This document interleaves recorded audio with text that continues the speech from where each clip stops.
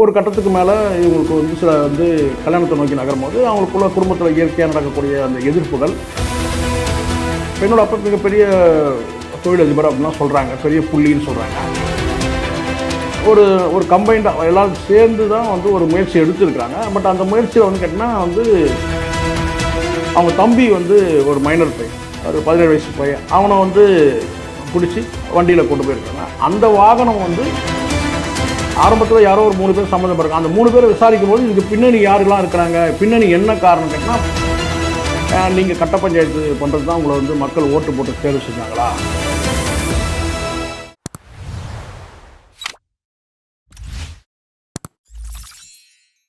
நம்ம செய்தி ஓப்பன் பண்ணாவே பூவை ஜெகன்மூர்த்தி வழக்கு தான் ரொம்ப பெரிய கான்ட்ரவர்ஷியலான ஒரு விஷயமா போயிட்டு இருக்கு. ஸோ இந்த கேஸில் என்ன நடந்திருக்கு அப்படின்றத கொஞ்சம் சொல்லுங்கள் சார்.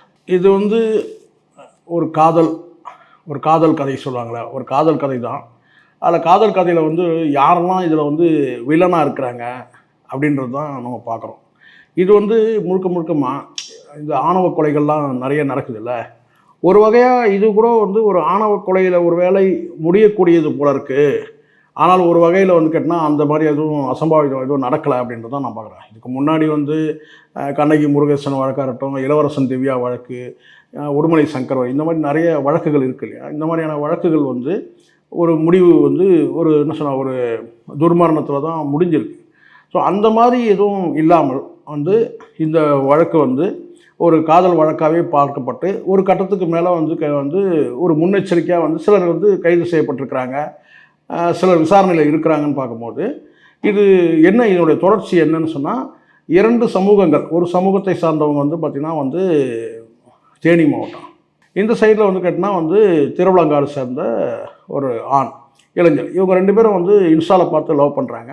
ஒரு கட்டத்துக்கு மேலே இவங்களுக்கு வந்து சில வந்து கல்யாணத்தை நோக்கி நகரும் போது அவங்களுக்குள்ள குடும்பத்தில் இயற்கையாக நடக்கக்கூடிய அந்த எதிர்ப்புகள், இது சம்மந்தமாக காவல் நிலையத்துக்காக இவங்க போய் அலைஞ்சு திரிஞ்சு இதெல்லாம் வந்து செய்தியாக வராமல் உள்ளுக்குள்ளேயே இருந்திருக்கு. ஒரு கட்டத்துக்கு மேலே ஏப்ரலில் வந்து அவங்க மேரேஜ் பண்ணிக்கிட்டாங்க, சுயமரியாதை கல்யாணம் பண்ணிக்கிட்டாங்க. உங்களுக்கு தெரியும், வழக்கமாக கோயிலில் போய் கல்யாணம் பண்ண நிறைய டாக்குமெண்ட்ஸ்லாம் இப்போ வந்து கேட்குறாங்க. அது குறிப்பாக பெற்றோர்களுடைய கடிதங்களே கேட்குறாங்க. அதுதான் உச்சபட்சமாக இதில் பார்க்க வேண்டியது என்னென்னா, ஒரு காதல் கல்யாணமாக இருக்கட்டும் அல்லது கோயிலில் நீங்கள் அரேஞ்சு மேரேஜ் நீங்கள் பண்ணுறதா இருந்தாலும் கூட அவங்க கேட்குற டாக்குமெண்ட்ஸை வந்து குறிப்பிட்டு 2 டாக்குமெண்ட்ஸ் வந்து கேட்பாங்க, பெற்றோர்களுடைய கடிதங்களை கேட்குறாங்க. ஆனால் இவங்க பண்ணது சுயமரியாதை கல்யாணன்றதுனால அங்கே வந்து தவிர்க்கப்படுது, பெற்றோருடைய கடிதம் வந்து தவிர்க்கப்படுது. அதை தவிர்த்துட்டு 4 பெரிய மனிதர்கள் யாராவது இருந்தாலும் அவங்களுடைய கடிதங்கள் வந்து வாங்கிட்டு பண்ணுறாங்க. அப்படி தான் இந்த கல்யாணம் வந்து நடந்திருக்கு, இந்த தனுஷ் தம்பியோட கல்யாணம். இது கல்யாணம் முடிஞ்சிடுச்சு ஏப்ரலில். முடிஞ்ச பிறகு ஆனால் அவங்க அப்பா வந்து, பெண்ணோட அப்பா மிகப்பெரிய தொழிலதிபர் அப்படின்லாம் சொல்கிறாங்க, பெரிய புள்ளின்னு சொல்கிறாங்க. அவர் வனராஜன்ற ஒரு பேர். அவர் வந்து என்ன செய்கிறாருன்னா, மகளை வந்து எப்படியாவது மீட்டெடுக்கணும். எல்லா தகப்பனுக்கும் அந்த எண்ணம் இருக்க தான் செய்யணும். அவங்களுக்கு ஒரு கனவுல இருப்பாங்க, தன்னுடைய மகளுக்கு எப்படி கல்யாணம் பண்ணி வைக்கணுன்ற மாதிரி இருப்பாங்க, இல்லை பாசத்தில் ரொம்ப இருப்பாங்க. அப்படிப்பட்ட மகள் வந்து நம்மளை வந்து காதல்ன்ற பேரில் நம்மளை விட்டுட்டு விலகிட்டாலேன்ற மாதிரி கூட அந்த எண்ணம் இருந்திருக்கலாம். ஸோ அதில் வந்து அவர் கொஞ்சம் ஒரு கட்டத்துக்கு மேலே நிதானமாக தான் இருந்திருக்கிறாரு. ஆனால் முயற்சி தொடர்ச்சியாக பிரிக்கிறதுக்கான முயற்சியில் வந்து அவர் ஈடுபட்டிருக்கிறாரு. அந்த வகையில் வந்து அவர் உதவி நாடினது வந்து கேட்டிங்கன்னா வந்து ஏடிஜிபியோட உதவி நாடி இருக்கிறாரு, ஜெயராம்ன்றவரோட உதவி. அவர் ஆயுதப்படைக்கான அவர் வந்து தலைவராக இருந்தார். அவருடைய உதவி நாடி அவர் வந்து ஒரு வலை பின்றாரு. அந்த வலையில் வந்து பார்த்திங்கன்னா வந்து ஒரு ரிட்டையர்டு விஆர் கொடுத்த ஒரு எஸ்ஐ, இன்னும் சில பேர் 2-3 பேர் அதில் இருக்கிறாங்க.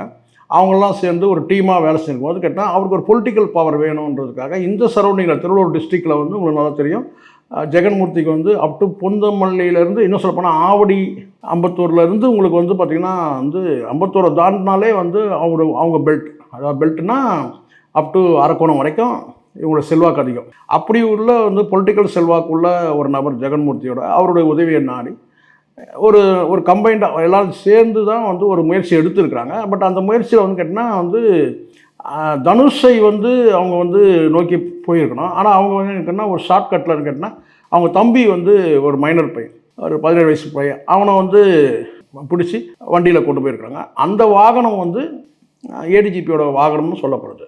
இதுதான் விசாரணைக்கு ஆகிட்டு ஒரு கட்டத்துக்கு மேலே இப்போ வந்து கேட்டிங்கன்னா வந்து இது போலீஸோட நடவடிக்கை வந்து தீவிரமாக இருக்கும்போது அதில் பாரபட்சம் இல்லாமல் நடவடிக்கை எடுத்துருக்குறாங்க. ஏன்னா இது ஏற்கனவே வந்து சென்சிட்டிவான விஷயம். இந்த சாதி மோதல்கள் வந்து தவிர்க்கணுன்றதுக்காக நியாயமாக நடவடிக்கை எடுத்திருக்காங்க. அந்த நடவடிக்கை நோக்கி நகரும் போது இதில் முக்கியமான புள்ளிகள்லாம் இருந்திருக்கிறாங்க. அதுதான் இங்கே ரொம்ப ஆரம்பத்தில் அது இல்லை. ஆரம்பத்தில் யாரோ ஒரு 3 பேர் சம்மந்தப்பட்டிருக்காங்க. அந்த 3 பேரை விசாரிக்கும் போது இதுக்கு பின்னணி யாரெல்லாம் இருக்கிறாங்க, பின்னணி என்ன காரணம் கேட்டால் 10 கோடி ரூபாய் வரைக்கும் பேரம் இருக்குது இதுக்கு பின்னாடின்னும் போது இதை சுதாரிச்சுக்கிட்டு இறங்கி அதுக்கான வேலையை செய்ய என்ன நடவடிக்கை அந்த நடவடிக்கை எடுக்கும்போது அது தொடர்ச்சியாக இவருடைய ஜெகன்மூர்த்திக்கு அவருக்கு பெரிய ஒரு கூட்டம் சேர்ந்து வீட்டாண்ட கைது செய்ய முடியாத அளவுக்கு ஒரு கூட்டம் சேர்ந்து அதுக்கப்புறம் முன்ஜாமீன் கேட்டு போகும்போது நீதிபதியோட பல கேள்விகள் சாட்டையடி கேள்விகளாக இருக்குது. ஸோ அந்த கேள்விகளுக்கெல்லாம் பார்த்திங்கன்னா விடை சொல்ல முடியாத கேள்விகள் நிறைய இருக்குது. அப்போ ஒரு கட்டத்துக்கு மேலே என்ன செய்யறாங்கன்னா, நீங்கள் கட்ட பஞ்சாயத்து பண்ணுறது தான் உங்களை மக்கள் ஓட்டு போட்டு தேர்வு செஞ்சாங்களா அப்படின்னு ஒரு கேள்வி இருக்குல்ல, அது சரியாக அது பெரிய நீங்கள் காவலை விசாரணைக்கு கூப்பிட்டா நீங்கள் போக மாட்டீங்களா, உங்களை 10 நிமிஷத்தில் தூக்கி உள்ளே வைக்க முடியும் அப்படியான சில கேள்விகள் நியாயமான கேள்விகளாக மக்கள் பாராட்டக்கூடிய கேள்விகளாக இருக்குது. சாதாரண மக்கள், படிக்கிற மக்கள், செய்தித்தாளை படிக்கிறவங்க, நியூஸை பார்க்குறவங்களான்னு கேட்டால் இப்படி கூட ஒரு நீதியரசர் இருக்கிறாரா, எவ்வளோ நேர்மையாக நடந்துகிட்டு இருக்கிறாருன்னு சொல்லிட்டு பல பாராட்டுகள் பெறக்கூடிய இடத்துல நீதியரசுடைய பல கேள்விகள் அமைஞ்சிருது. தொடர்ச்சியாக கேட்டால் உடனடியாக அவர் சொன்னால் ஏடிஜிபி கைது செய்யுங்கன்னு ஒரு உத்தரவும் போட்டார். அவரை கைதும் செஞ்சுட்டாங்க. இப்போ அவர் போலீஸ் கஸ்டடியில் தான் இருக்கிறாரு, சஸ்பெண்ட் பண்ணப்பட்டிருக்கிறாரு. இதெல்லாம் ஒரு பக்கம். இது ஏடிஜிபி மீது நடவடிக்கை. இன்னொரு சைடில் கேட்டால் ஜெகன்மூர்த்திக்கு ஒரு வார்னிங் மாதிரி கொடுத்து, நீங்கள் நீதிமன்றத்தில் போய் இன்னும் உங்களுக்கு முன்ஜாமீன் கொடுக்கல, நீங்கள் அதாவது காவல் நிலையத்தில் நீங்கள் அப்பியர் ஆகி அவங்க விசாரணைக்கு நீங்கள் ஒத்துழைக்கணும்னு சொல்லியிருக்காங்க. இன்னும் முன்ஜாமீன் கொடுக்கல. 26ஆம் தேதி கேஸை தள்ளி வச்சிருக்கிறாங்க. ஸோ இப்போ இதில் என்ன தெரியுதுன்னா, இது கடந்த காலத்தில் நிறைய இந்த ஆணவ கொலைகள்லாம் நடந்திருக்கும் போது இப்போ கொஞ்சம் நீதிமன்றமாக இருக்கட்டும், காவல்துறையாக இருக்கட்டும், அரசு சார்ந்த நிர்வாகமாக இருக்கட்டும், எல்லாருமே கொஞ்சம் அலர்ட்டாக இருக்கிறாங்க. ஏன்னா இப்படி பண்ணால் ஏன்னா இதுவும் கிட்டத்தட்ட ஆணவ கொலைகளை தான் போய் முடிஞ்சிருக்க வேண்டிய ஒரு விஷயமாக கூட பார்க்கப்படுது.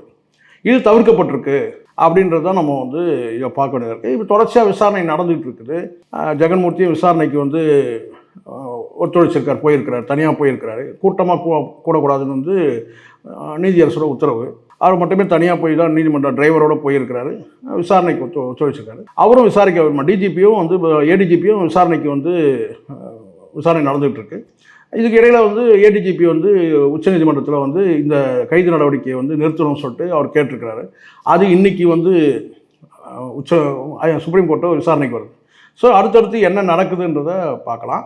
ஆனால் ஒரு விஷயம் மட்டும் நம்ம இங்கே சொல்லணும். என்னென்னா, இது யாரும் பேச மாட்டாங்க, அதை கண்டிப்பாக நம்ம பேசணும். இது இந்த மாதிரியான ஒரு குற்ற நிகழ்வு, இது பெரிய பெரிய ஆதாயம் எதுவும் இதில் இருக்கிற மாதிரி இல்லை.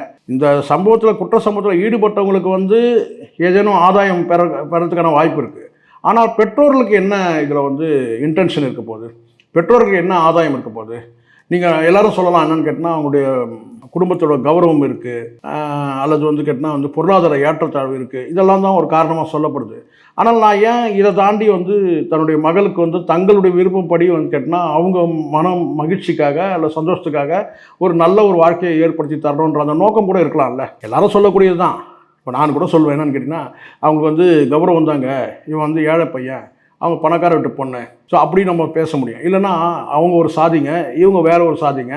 அவர் மட்டும் சாதியிலே கேட்டால் பெரிய டிஃப்ரென்ஸ் இல்லை. இவங்க நாயுடு சமூகம் சார்ந்தவங்கன்னா அந்த பையன் முக்குளத்தூர் வகுப்பு சார்ந்தவன், பட்டியல் வகுப்பு சார்ந்தவன்னு சொன்னால் கூட சாதி ஏற்றத்தாழ்வுக்கு அப்படின்லாம் சொல்லலாம்.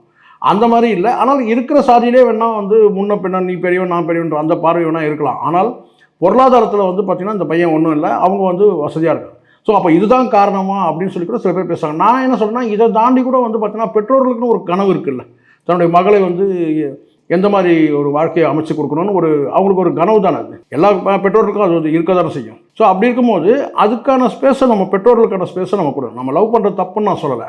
காதலிக்கிறவங்களும் என்ன சொன்னேன்னா, ஒரு குறிப்பிட்ட அவகாசம் காத்திருந்து பெற்றோர்களை கன்வின்ஸ் பண்ணி அதுக்கப்புறம் நாங்கள் திருமணத்தை பண்ணிக்கிறது தான் சரியான இதுவாக இருக்கும். அப்போ தான் இந்த மாதிரியான பாருங்கள், இப்போ எத்தனை பேர் தலை உருளுது. நீங்கள் ஒரு முடிவு எடுத்துட்டீங்க, கணவன் மனைவியாக சேர்ந்து வாழ்றதுன்னு ஒரு முடிவு எடுத்தாச்சு. இப்போ இந்த முடிவு தொடர்ச்சியாக எங்கே நிற்குது பாருங்கள். இதுக்காக நீதிமன்றம் அவசர நீதிமன்றம் கூட வேண்டிய ஒரு நெருக்கடிக்கு ஏற்படுது. ஒரு எம்எல்ஏ இதில் உள்ள மாட்டிக்கிறார். ஏதோ அவர் ஆதாயத்துக்கு போனாரோ, ஆதாயம் இல்லாமல் போனாரோ, இதுக்கு பின்னாடி 10 கோடி பேரம் இருக்குன்றாங்க. அதெல்லாம் நமக்கு ஃபுல்லாக முழுமையாக தெரியாமல். ஆனால் இவ்வளோ சிக்கல் எதனால்? இந்த ரெண்டு பேர் நீங்கள் காதலிக்கிறது தப்பு இல்லை, அதுக்கான காலம் காத்திருந்து 2 தரப்பையும் கன்வின்ஸ் பண்ணி முயற்சி பண்ணணுன்றேன். அதுக்கு நீண்ட காலம் காத்திருக்கலாம். அப்போ முடியல, இல்லை அவங்க கடைசி வரைக்கும் அவங்க மறுத்துட்டாங்க எல்லாம் சொன்னால் கொஞ்சம் காலம் போனால் மனம் மாறும். கொஞ்ச காலம் போனால் கண்டிப்பாக மனசு மாறாமலாம் இருக்காது. எல்லா காயங்களையும் ஆற்றக்கூடியது தான் காலம். காலம் எல்லாத்தையும் மாற்றும். கொஞ்சம் வெயிட் பண்ணியிருக்கலாம். இது மாதிரி வந்து ஏற்கனவே உங்களுக்கு பாடங்கள் இருக்குது, கசப்பான பாடங்கள். அது கண்ணகி முருகேசன் கேஸாக இருக்கட்டும், திவ்யா இளவரசன் கேஸாக இருக்கட்டும். இன்றைக்கி வரைக்கும் திவ்யாவுக்கு வந்து வாழ்க்கை இல்லை, இளவரசன் வந்து இறந்து போயாரு. ஸோ இந்த சைடில் வந்து பார்த்திங்கன்னா வந்து உடுமலை சங்கர் இறந்து போயிட்டார், அவங்க வேறு ஒரு கல்யாணம் பண்ண. இப்படியான நிறைய உதாரணங்கள் வந்து இருக்கும்போது பட் எதுக்கு வந்து இவ்வளோ வந்து அவசரம் எதுக்கு? அந்த கடத்தப்பட்ட மாணவனோட அவனும் வந்து பார்த்திங்கன்னா வந்து பாதியில் இறக்கி விட்டு போயிட்டுருக்குறாங்க. காவல்துறை விசாரணை செய்யும்போது அதுக்கு பிறகு தான் அந்த 3 பேர் கைது செய்யப்படுறாங்க. அந்த மாணவன் தரப்புல இருந்து என்ன சார்? அவங்க தரப்புல இருந்து இப்போ தனுஷ் தரப்புல பேசுகிறாங்க. அந்த பையன் சிறுவன் தரப்புல வந்து மாணவன் இல்லை, சிறுவன் தரப்புல இருந்து எதுவும் பேசலை. அவன் ஒருவேளை காவல் நிலையத்தில் ஸ்டேட்மெண்ட் கொடுத்துருக்கலாம். பட் தனுஷ் அந்த காதலன் தரப்புல இருந்து இது எங்களுக்கு என்னன்னே தெரியாது, இதுக்கு இவ்வளோ பின்னாடி இவ்வளோ பிரச்சனை இருக்குன்னு எனக்கு தெரியாது. அந்த பெண்ணும் அதான் சொல்கிறாங்கன்னா, இவ்வளோ பிரச்சனை ஏற்படுத்தி எங்களை நிம்மதியாக விட்டாலே போதும் அப்படின்னு தான் அவங்க சொல்கிறாங்க. இது வந்து ஒரு வகையான நான் சொல்கிறேன், இது வந்து என்னென்னா ஆணவ கொலைகளை முடியாமல் அரசு நிர்வாகம், நீதிமன்ற நிர்வாகம், காவல்துறை நிர்வாகம் எல்லாம் கொஞ்சம் அவேராக செயல்பட்டதுனால அசம்பாவிதங்கள் எதுவும் நடக்காமல் இதோட தொடர்ச்சியாக கேட்டால் இந்த மாதிரியான ஆள் கடத்தல், கட்ட பஞ்சாயத்து இதில் ஈடுபடுறவங்களுக்கும் வந்து ஒரு பாடமாக தான் இந்த வழக்கு நடந்து தான் நான் பார்க்குறேன். நன்றி.